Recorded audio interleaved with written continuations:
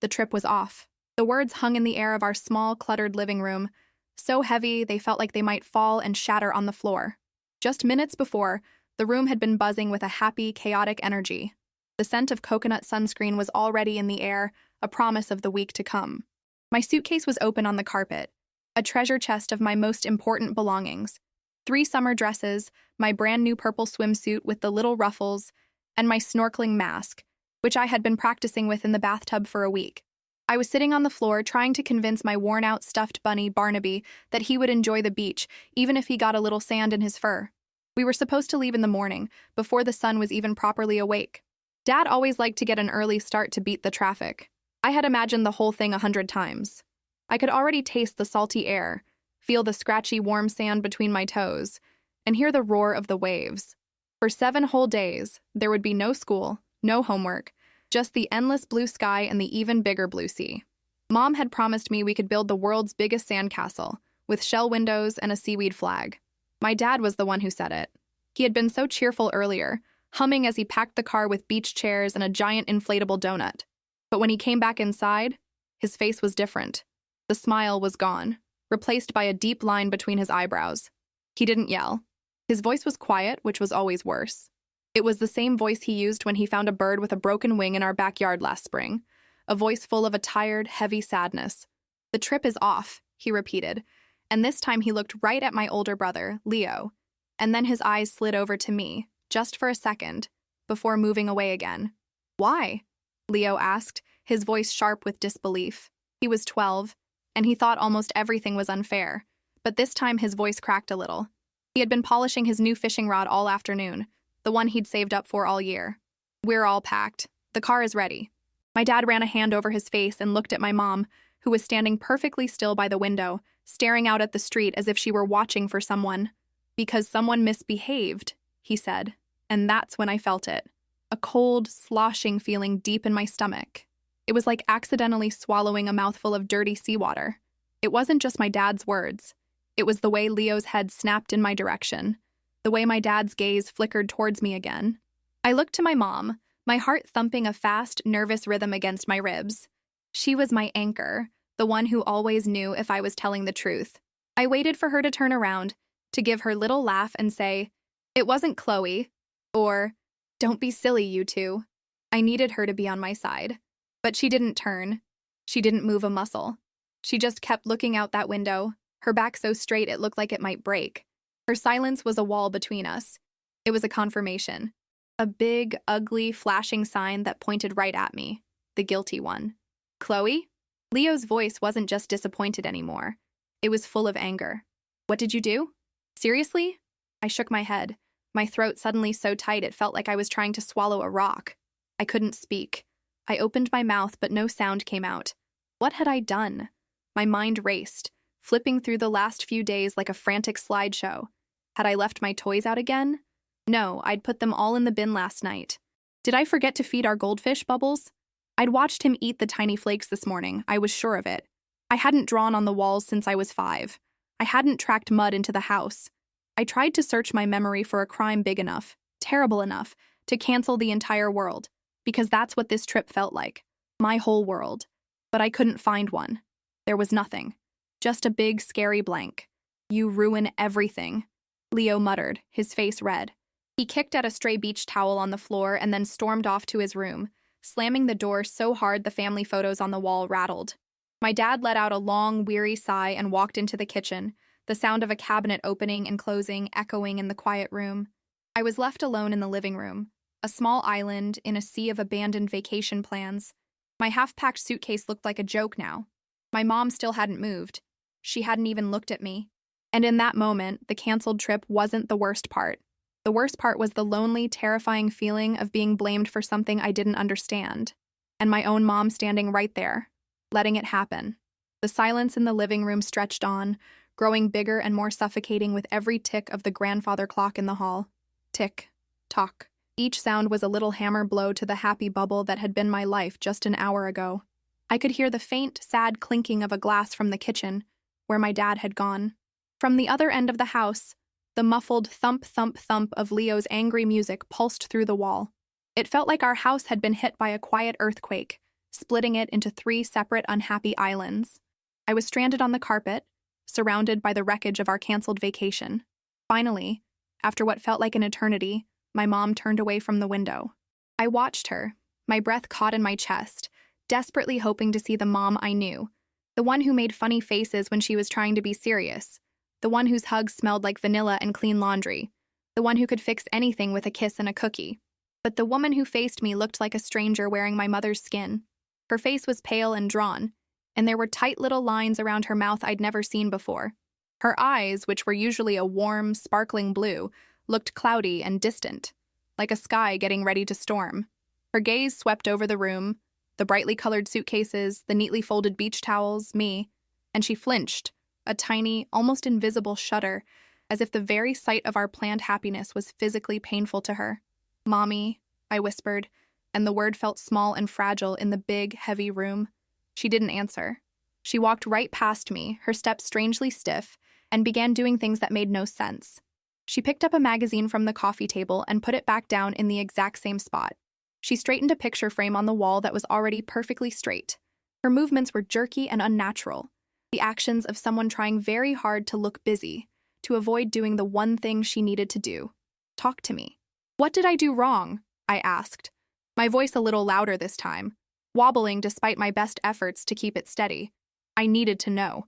The not knowing was a giant, invisible monster in the room that everyone could see but me. "Please, just tell me. Was it because I spilled my juice on the rug yesterday? I cleaned it up, I promise." She paused in her pretend tidying, her back still to me. "Chloe, please," she said, her voice tight and strained. "Not right now, just let it be." "I can't," I pleaded, finally getting to my feet and taking a step toward her. I clutched Barnaby so tightly his button eyes pressed hard into my palm. "Dad said it was my fault. Leo is mad at me. You have to tell me what I did. I'll say I'm sorry. I'll do anything. I'll be good, I promise I'll be extra good." She finally turned to face me, and my stomach did a painful flip-flop. She wasn't angry, not like Leo. She looked broken. Her eyes were shiny with tears that hadn't fallen yet, and it made her look blurry and far away. "It's not that simple, sweetie," she said, her voice trembling just a little. "This is grown-up stuff. It's complicated."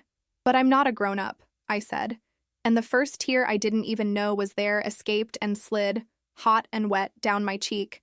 "I don't understand complicated stuff. I just understand that everyone thinks I'm bad." "I know," she whispered, and her hand lifted, hovering in the air between us for a moment. I thought she was going to reach for me, to pull me into a hug and tell me it was all a terrible mistake. I leaned forward, craving that familiar comfort, but instead her hand dropped back to her side. She just shook her head, a tiny, helpless movement. "Just go to your room, okay? Please, Chloe, just for a little while." It was worse than being yelled at. It was a dismissal. She was sending me away because she couldn't look at me. I turned without another word and walked out of the living room, my legs feeling like they were made of heavy, wet sand. The hallway that just this morning had been a pathway to adventure now felt like a long, dark tunnel leading nowhere. When I got to my room, I closed the door softly, shutting out the rest of the silent, unhappy house. My own little suitcase was by my bed, a bright pink beacon of my earlier excitement. Now it just looked stupid. Slowly, carefully, as if I were handling something very delicate, I unzipped it. I took out my purple swimsuit, the ruffles limp and sad. I folded it and put it away. I took out my snorkeling mask, remembering how I'd held my breath in the bathtub until my cheeks ached, pretending I was seeing colorful fish. It went to the back of my closet. I took out my summer dresses, one by one, and put them back in the drawer. It was like I was packing the happiness away, burying it under socks and sweaters where it couldn't be seen. Last, I took out the book I had planned to read on the beach, the one about a girl who finds a magic shell that grants wishes. I put it back on my bookshelf without even opening it. There was no magic today. I sat on the edge of my bed with Barnaby on my lap. "They think I'm bad, Barnaby," I whispered into his floppy ear. "But I wasn't, was I?" He stared back at me with his shiny black eyes, offering no answers. I tried to think again, harder this time, squeezing my eyes shut. I went over every single thing I'd done that week. I'd helped Mom set the table every night. I'd shared my cookies with Leo, even when he didn't share his chips with me. I'd finished all my homework without being asked. There was nothing. Just a week of being a normal kid, a good kid, waiting for the best week of the year. Then I heard it. Voices from downstairs. My parents. They were in the kitchen, and their words were muffled but growing louder. I crept out of my room, my socked feet silent on the floorboards. I tiptoed to the top of the stairs, my heart pounding, and crouched down in the shadows where they wouldn't see me. "Can't believe you did this, Sarah," my dad's voice rumbled, full of a pain I'd never heard before. "I told you it was a mistake. I was trying to fix it." That was my mom's voice, high and pleading.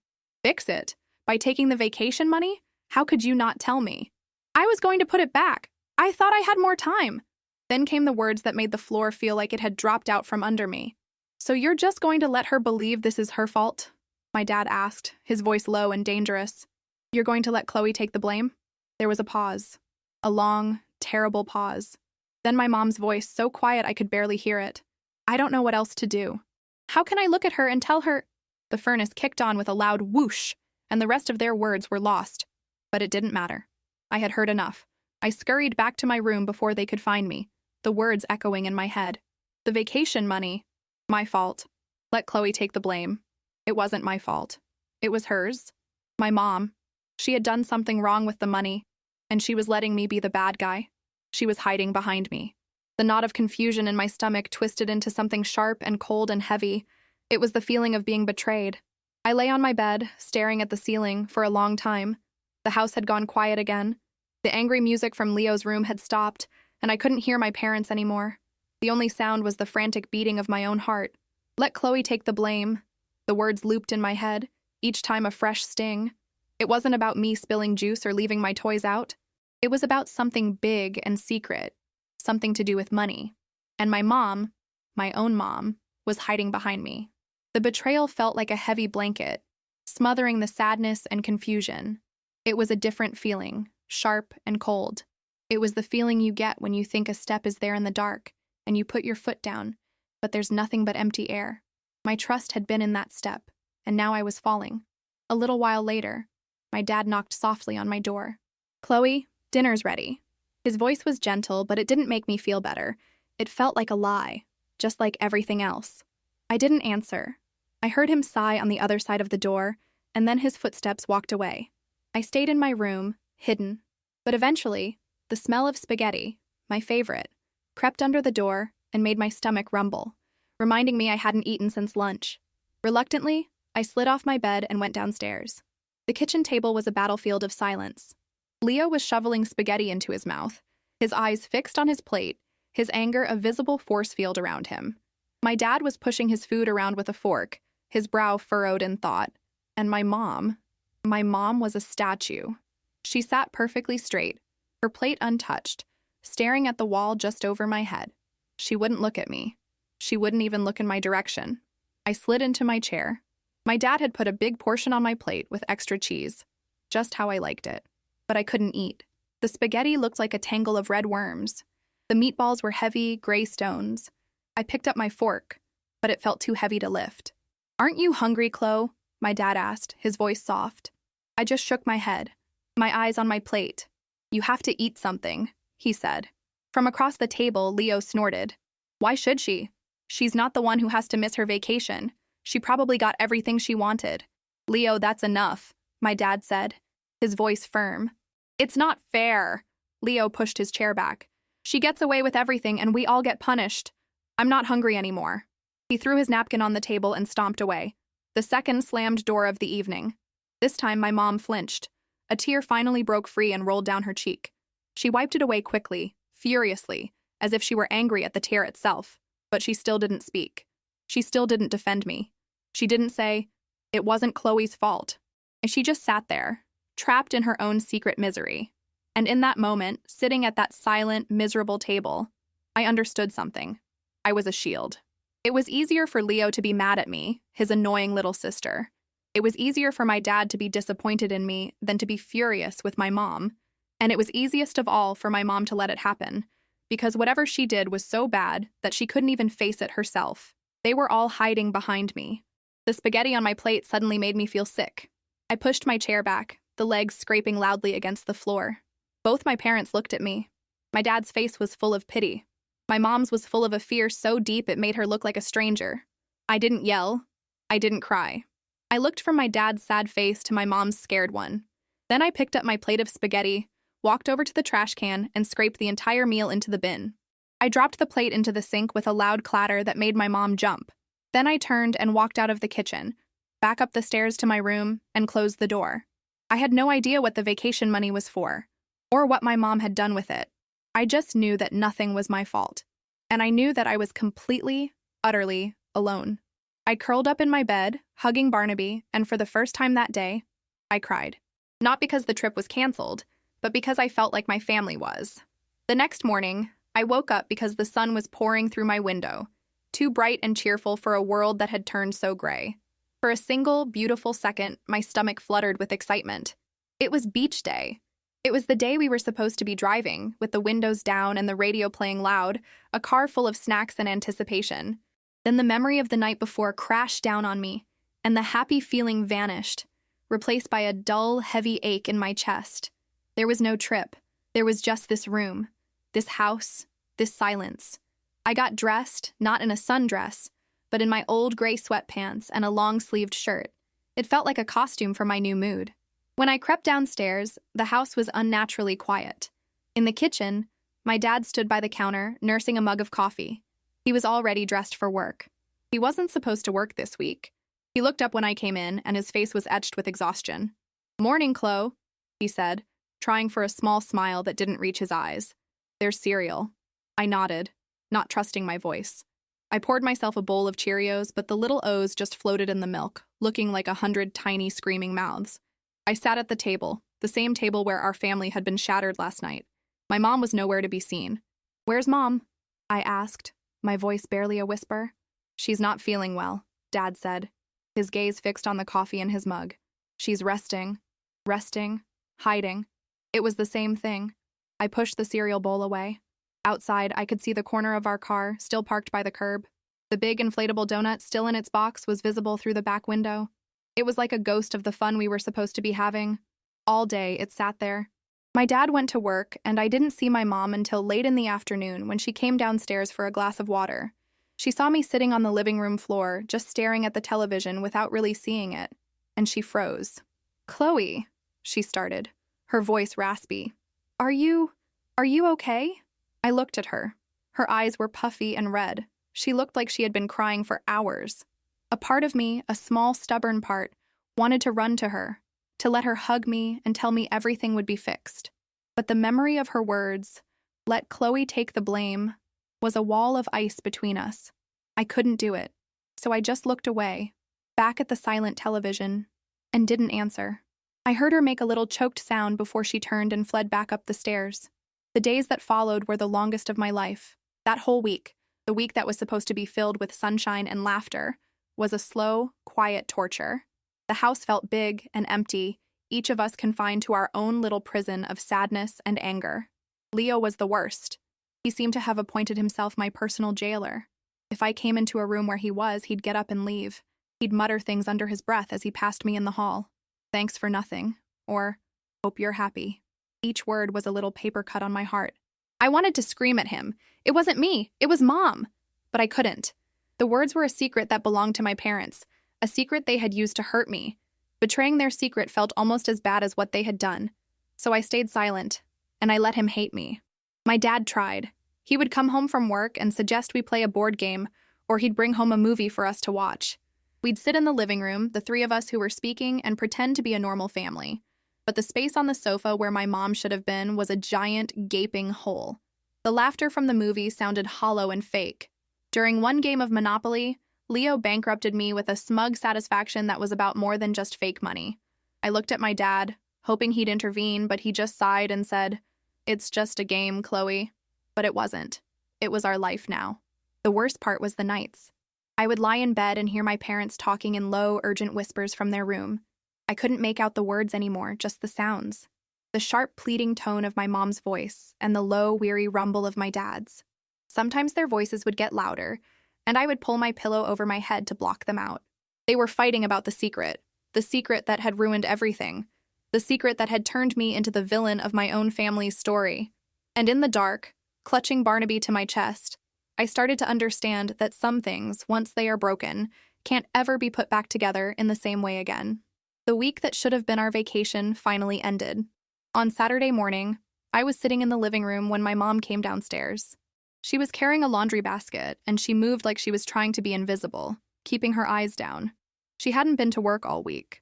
The house had become her hiding place, too. She thought I was watching TV, but I was watching her reflection in the dark screen. I saw her pause and look at me. I saw her shoulders slump. I saw her put the basket down as if it were too heavy to carry. I didn't know what I was going to do until the words were already out of my mouth. They were quiet, but they felt loud in the silent room. "It wasn't me," I said. She froze. Slowly, she turned to face me. Her face crumpled, the careful mask of nothingness she had worn all week falling away to reveal the raw pain underneath. "I know," she whispered, and her voice was a ragged breath. "Oh, Chloe, I know. It wasn't you. It was me." She walked over and sank to her knees on the carpet in front of me. The tears she had been fighting all week finally came. Not just single tears, but quiet, steady streams running down her face. "I did something very foolish," she said. Her voice choked with sobs. "There was a problem, a money problem I thought I could fix by myself. I borrowed the vacation money. I was so sure I could put it back before anyone knew, but I couldn't. And when your father found out, I was so scared, so ashamed. I couldn't think. I just froze." She reached out a trembling hand but didn't touch me. "When Dad said someone had misbehaved and everyone looked at you, I didn't say anything. I let it happen. It was easier to let you be the reason than for me to admit what I had done. It was the most cowardly, terrible thing I have ever done in my life. And I am so, so sorry, Chloe. I hurt you. I let them hurt you. I broke our family, and it was all my fault." I looked at my mom, really looked at her for the first time in a week. She wasn't a monster. She wasn't a stranger. She was my mom, and she was crying on the floor, and she looked smaller than I had ever seen her. The cold, hard knot of betrayal in my chest didn't disappear, but it softened, just a little. I didn't say, "It's okay." It wasn't. But I did whisper, "You lied." "Yes," she said, meeting my eyes. "I did, and I am so sorry for that too." Just then, my dad and Leo came into the room. Leo's face was red, and he wouldn't look at me. My dad put a hand on my mom's shoulder. "I told him, Sarah," he said gently. "He knows." Leo shuffled his feet. "Chloe, I'm sorry," he mumbled at the floor. "I was a jerk. It was a start." My dad knelt and pulled my mom into a hug, and she cried into his shoulder. I watched them, and then I slid off the couch and walked over. I didn't join the hug. It was too soon for that. But I did reach out my hand and place it on my mom's back. She flinched at my touch, and then she leaned into it, like she had been starving for it. We never did go to the beach that summer. We didn't have the money. But piece by piece, we started to fix what was broken in our house. It wasn't fast, and it wasn't easy. Trust, I learned, is like a glass bunny. Once it shatters, even if you glue it back together, you can always see the cracks. But you can still see the bunny. You can still love it. Sometimes the most important lessons don't come from perfect sunny days, but from the storms we have to learn to weather together. If this story touched your heart, share it with someone who might need a message of hope and the reminder that forgiveness is a journey, not a destination.